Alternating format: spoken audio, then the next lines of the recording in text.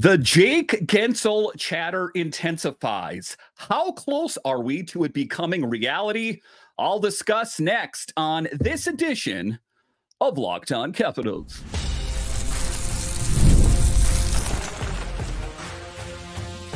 Your Locked On Capitals, your daily podcast on the Washington Capitals. Part of the Locked On Podcast Network. Your team every day. Well, hello and welcome into this edition of Locked On Capitals. I'm so glad you decided to join me today. As always, this podcast is free and available on all the major platforms, including the SiriusXM app and on YouTube. And I want to thank you for making this your first listen each and every day. My name is Dan Holme. I've covered the Capitals for the last 3 seasons for Locked On and various other outlets before that. I'm also the host of the weekly show called The Capitals Minutecast, available wherever you find your podcasts. You can find me on Twitter. It's at DanCaps218. You can find the show on Twitter. It's at Locked On Caps. And the best way that you can help grow the show is to subscribe to Locked On Capitals on YouTube and comment anything down below. Today's episode is brought to you by FanDuel. Make every moment more. As playoffs wind down, the sports stop sporting like we want them to. But this summer, FanDuel is hooking up all customers with a boost or a bonus daily. That's right. There's something for everyone every day, all summer long. Visit FanDuel.com/locked on to get started. So in this edition of Locked On Capitals, we talk about how the Jake Guentzel chatter intensifies. It's not just one beat writer, it's insiders, it's Friedman, it's Saravalli, it's Merrick. They're all saying that the Capitals could very well be the front runner for Jake Guentzel. I'll talk about that a little bit later. We'll talk about who's in net. We know that Darcy Kemper went out to the Kings, but who's going to be the number one? And who's going to be the number 2? We'll talk about that a little bit later. We'll talk about how the Capitals get some new threads and what they look like. But just to get it going here, I do think that it is becoming closer and closer to reality that Jake Guentzel will be joining this team. And some people are saying, well, what are you talking about? Like I talked about off the top there, more premier insiders are drawing lines from Jake Guentzel to the Capitals. Now, there are other teams out there that are vying for his services, the Penguins in particular, that I know that it's not going to be an easy thing, but I think that Brian McClellan has something up his sleeve, and I think there's going to be a big bomb dropped on July 1st, and I'm going to go ahead and say that's a pretty big bomb for the Capitals, as the Capitals' goal scoring will grow exponentially when he joins this team. A lot to be excited about, a lot to keep your eye on. I think it is becoming closer to reality. The Capitals are reportedly showing a keen interest in Jake Guentzel, a highly sought-after player set to become an unrestricted free agent on July 1st. According to Frank Saravalli of the Daily Faceoff, the Capitals are among several teams vying for the signature of the former Pittsburgh Penguins winger. Other potential suitors mentioned by Saravalli include the Canucks, Maple Leafs, Panthers, and New York Rangers. But I do believe that the Capitals are the front runner for his services. I'm not going to be too surprised, even though I'm going to be pretty surprised when it happens. I think this team is ready to take it to the next level. And if, in fact, that does happen, the Capitals will definitely be back in the hunt and contenders, not this whole thing, well, we'll be good once Ovi hangs up the skates. Let's next talk about Guentzel's performance and accomplishments. Guentzel has emerged as a top target for teams in the free agent market, ranked 3rd among scheduled free agents in scoring with an impressive 77 points, 30 goals, 47 assists in 67 games with the Penguins and the Hurricanes. His consistent performance over the past 3 seasons, averaging 35 goals and 78 points, has made him a coveted player in the NHL, having spent parts of 8 seasons in Pittsburgh and being part of the Penguins' 16-17 Stanley Cup winning team. Guentzel has established himself as a prolific winger. Quite impressive. And I know that there are some people that have reservations because he used to be a Penguin. And ultimately, I don't care. If we can get a guy that averages 35 goals and 78 points, give me the paper. I'm going to sign up right now. I'm loving it. I think that the Capitals will be a lot better. So let's talk about the contract expectations and sign and trade potential. It is anticipated that Guentzel will command a lucrative 7-year contract with an annual cap hit above $9.2 million, taking him through his age 37 season. The Hurricanes have expressed their willingness to engage in sign and trade deal, potentially allowing a team to secure an 8-year term while lowering his cap hit in exchange for a mid-round draft pick. So you take a look at it. I think that the Capitals could get a whole lot better here real soon. So there is a lot of excitement that surrounds that whole deal and what potentially could be. Excitement about goal scoring and how much better this team could get next season, not the distant future. So let's talk about the Capitals offseason activity. The Capitals have already made significant moves in the offseason, notably acquiring forward Pierre-Luc Dubois in a trade that saw Darcy Kemper move to the Kings. Despite these moves, the team is expected to remain active during the offseason, with general manager Brian McClellan expressing a desire to bolster the team's offensive capabilities on the wing. Huge. You know, I've had my reservations about Pierre-Luc Dubois, and hey, we could be wrong. Maybe this is going to be the season that he turns it all around.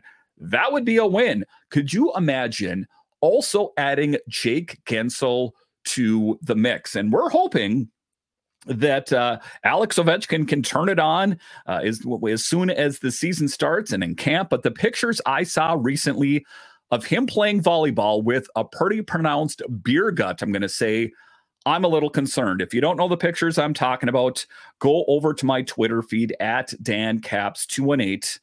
There's a little bit to be worried about there. So the Capitals definitely need some more assuredness in the goal scoring department. Pierre-Luc Dubois, ostensibly huge. You take a look at Jake Guentzel. This team could get markedly better real soon. For me, excitement, because I don't like the feeling of, yeah, someday. It reminds me of when I was a kid and I would ask my parents, can we do this? Maybe. We'll see. I hated those kind of things. And maybe that is me being a little bit impatient, but I would love this team to be good next year, not at some point. So let's talk about cap space and pending contracts. With Nick Backstrom's $9.2 million cap hit on LTIR and additional cap room of $3.735 million, the Caps are projected to have $12.935 million in cap space, as reported by Cap Friendly, or Capital Friendly, if you will. However, the team still has unresolved contracts with Connor McMichael and Beck Malenstein. Of course, we would like for Connor McMichael and Beck Malenstein to be here in the long term as well. Let's talk about depth and potential addition of Guentzel. Furthermore, with uncertainty surrounding the 37-year-old winger TJ Oshie, who is considering retirement due to persistent injuries, the Caps are seeking to enhance their wing depth. Guentzel is perceived as a viable option to bolster the team's top 6 forward group. I'm going to hit the pause button there. What is one of the things that Brian McClellan has said for the longest time?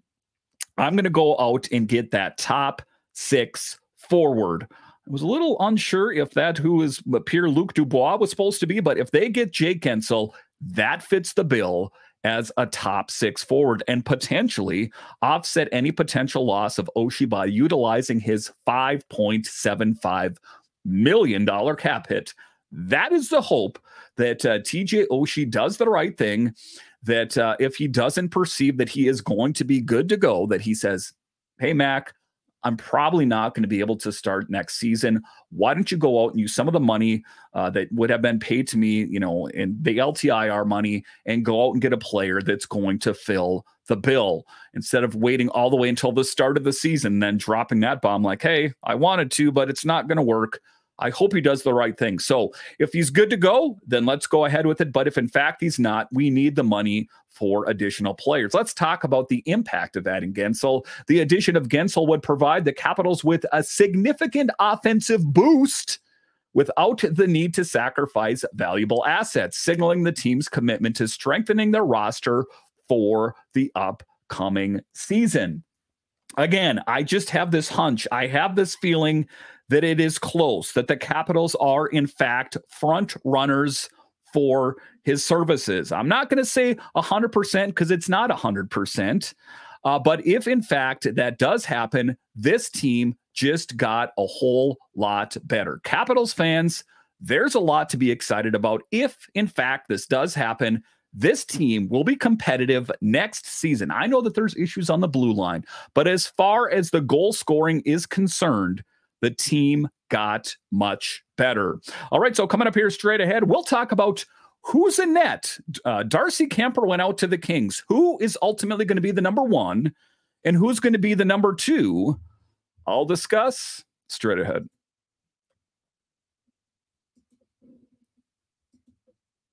I love sports. I love them so much. I never want them to stop. But as the playoffs wind down, we get fewer games, and the sports aren't sportsing like I want them to. But FanDuel lets me keep the sports going wherever and whenever I want. All I have to do is open up the app and dream up bets anytime I'm in the mood. And this summer, FanDuel is hooking up all customers with a boost or bonus daily. That's right. There's something for everyone every day, all summer long. So head over to FanDuel.com/lockedon and start making the most of your summer. Listen, there is still sports. There is still things to bet on. I know that this is the dog days of professional sports, but if you go over to FanDuel, they're offering boosts. They're giving you incentive to get in on the action and make this summer one to forget. So head over to FanDuel.com/lockedon and start making the most of your summer.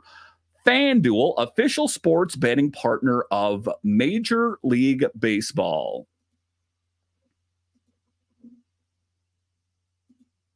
Are you watching Sports or ESPN on your TV all day? Have to turn down the volume with all the shouting? Make the switch to Locked On Sports today, a free 24/7 sports streaming channel program for you every day to bring you the biggest stories without all the screaming.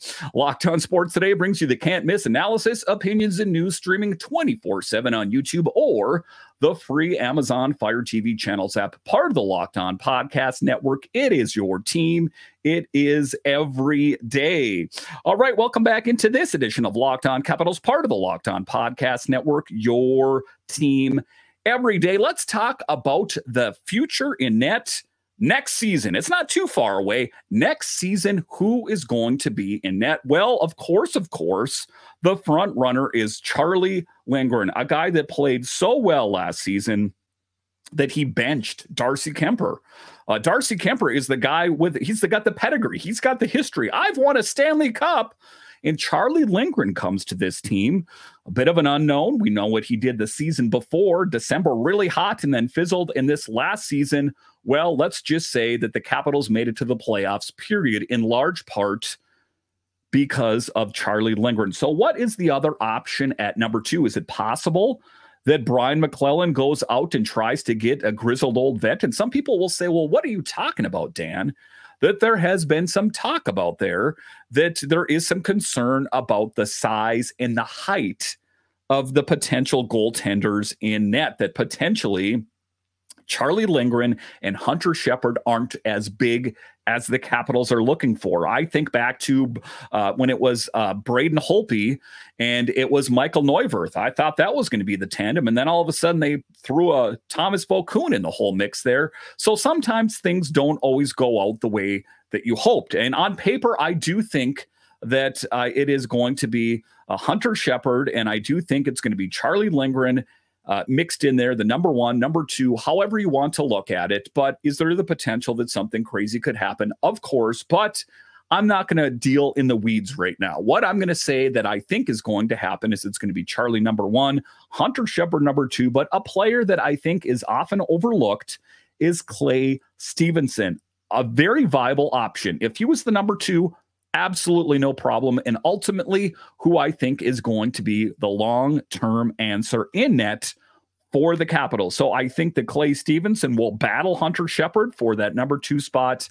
In any event, it is a luxury of wealth that a lot of other teams don't have. So talking here, we remember back on the trade. On Wednesday, the Caps announced a significant decision by trading Darcy Kemper and acquiring Pierre-Luc Dubois from the Kings. The team's primary goal was to bolster its offensive capabilities and provide a promising player described as having immense potential with a fresh start. Concurrently, the trade also signifies a clear direction for the team's goaltending strategy. Brian McClellan said, "Here you go, Charlie Lindgren. Here is the keys to the net.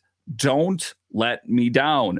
And then also on occasion, of course, there'll be Hunter Shepard sprinkled in there. So let's talk about Charlie Lindgren's emergence. Charlie Lindgren, who had previously served as Kemper's backup and is currently in the final year of his 3-year contract, has now emerged as the unmistakable primary goaltender for the team and may be offered an extension. Maybe. I would like to think that that is reality, but if in fact not, I would have little to no problem with a Hunter Shepard, Clay Stevenson tandem. I don't want it to be, but if it happened, I'm just saying worse things could happen. GM Brian McClellan expressed openness to negotiating a new contract with Lindgren, who is set to become an unrestricted free agent next summer. That's why there was that feeding frenzy over Charlie Lindgren. He's getting paid next to nothing as far as NHL terms are concerned, and he has 1 year left on his deal. The Capitals got lucky in that regard as well. McClellan also stated that Lindgren's stellar performance in the previous season warrants an opportunity for more substantial role within the team.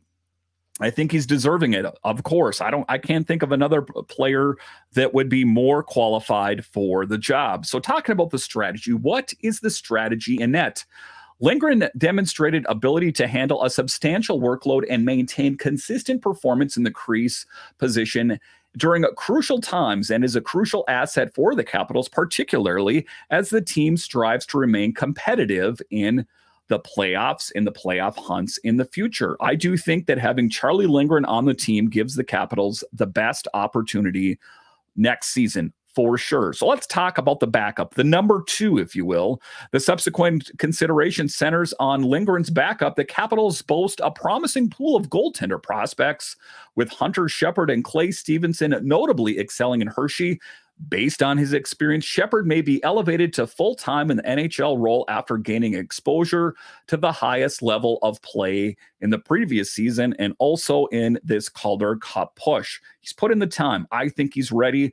Meanwhile, Stevenson would assume the primary goaltending role in Hershey with an up-and-coming talent, Mitchell Gibson, who transitioned to AHL after playing in the ECHL's South Carolina Stingrays this year, also vying for opportunities at the AHL level. However, it is important to acknowledge that Stevenson's potential to compete for playing time at the NHL level as well. Again, a good position for the Capitals that they have more options, that it's not going to be like, hopefully one of these two guys works out, that they have a number 1, a number 2, and a number 3, not to mention 4, 5, and 6 down the pipeline. The Capitals have always killed it as far as net minding is concerned, and I think that that continues. The Capitals are in a good position. I love this team in net. Rarely have I said, man, they got to do something in net. I guess the Samsonov Vanacek era comes to mind, but other than that, I've liked what I've seen in net for the Capitals. So a lot of questions that will need to be answered. I don't think really as big of questions as the forward positions and the blue line, as we kind of know how it's sketched out in net, but in any event, still excitement about the future tandem in net for the Capitals. Lots to be excited about. All right, so coming up here after the break, we'll talk about the Capitals' new threads. Yes, they will have new jerseys at points next season. I'll discuss them straight ahead.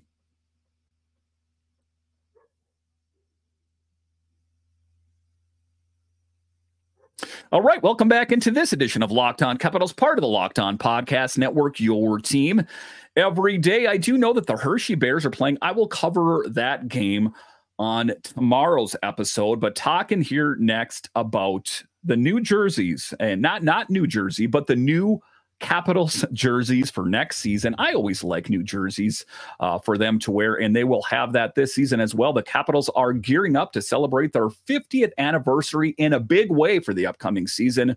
One of the key elements of the celebration is the unveiling of a new logo, which will prominently feature on their home and away jerseys.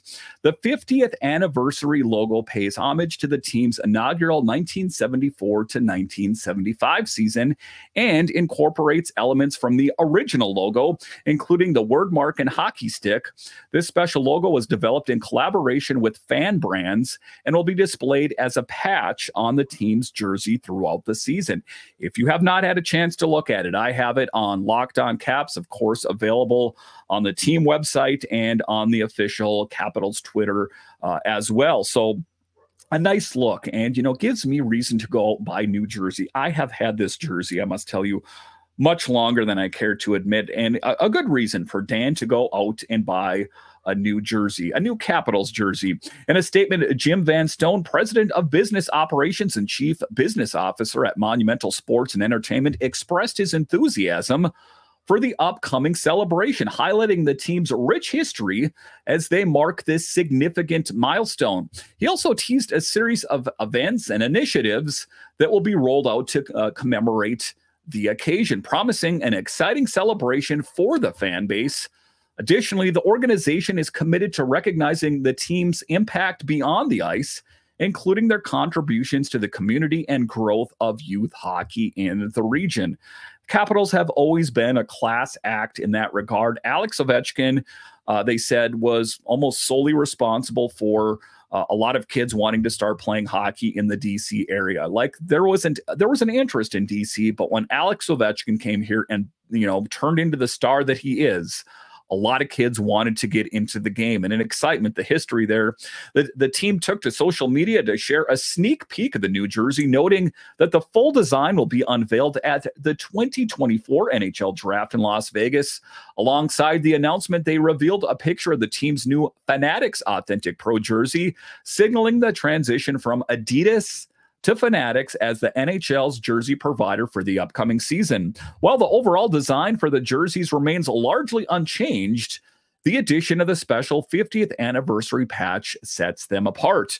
Fans can look forward to further celebrations throughout the season with the possibility of additional jerseys, reveals, and special events to mark the significance of the 50-year milestone. My, how time has flown by. And 50 years, it's hard to believe. I'd be willing to bet that a lot of people that are listening and or watching this show probably weren't alive when this team first kicked it off. I'm sure there are a few. I was not in existence myself back then, but excitement. And, there was some reservations about the new Fanatics, the switch from Adidas to Fanatics. And the one thing that, I want to make clear is that this isn't the Fanatics, the mass produced ones that you see in your local sports store. Those are, generally speaking, when you see those jerseys, those are the ones where a new player signed and they just slap, a nameplate and a number on the back and send them out. These are top tier jerseys. It is by the Fanatics brand, but they aren't like garbage. It's not like you're getting, a beer league jersey. Not to say there's anything wrong with that, but I did hear quite a bit of skepticism when I covered this last summer, talking about the switch from Adidas to Fanatics. But that is the point there, is that this is not a knockoff. This is not a cheap jersey. They still look good. And I think in a lot of ways takes Fanatics to the next level. So Capitals fans, hit me up on Twitter at DanCaps218 at Locked On Caps. Do you plan on buying one of these new Capitals jerseys? Again, take a look at Locked On Caps or at the official Capitals Twitter. I do think they look sharp. About, if you're watching this on YouTube, about in this area right here, there is a patch. And I think it's a pretty sharp look. I think it kind of takes the Capitals to the next level, because there was some skepticism that, for the longest time, the Capitals had quite a bit of alternate jerseys. General for years and years and years. It was the red home jersey. It was the white road jersey. Well, they kind of mixed it up. There was the purple one. We saw the reverse retro ones. That it's exciting that they are going to be adding different twists, and that we're not stuck with just, a red or white jersey, that you can kind of fan out and have other great options. Listen, I want to thank you guys once again for joining me on this edition of Locked On Capitals, your only daily year-round podcast covering the Washington Capitals. And I want to thank all of you that listen on the audio side and watch this on YouTube. You are ultimately what makes this show successful. When you're done here, head on over to Locked On's 24/7 streaming channel, available on the free Amazon Fire TV channels app and on YouTube. All right, once again, I want to thank you for joining me on this edition of Locked On Capitals, part of the Locked On Podcast Network, your team every day. My name is Dan Holme, and I'll talk to you again next time.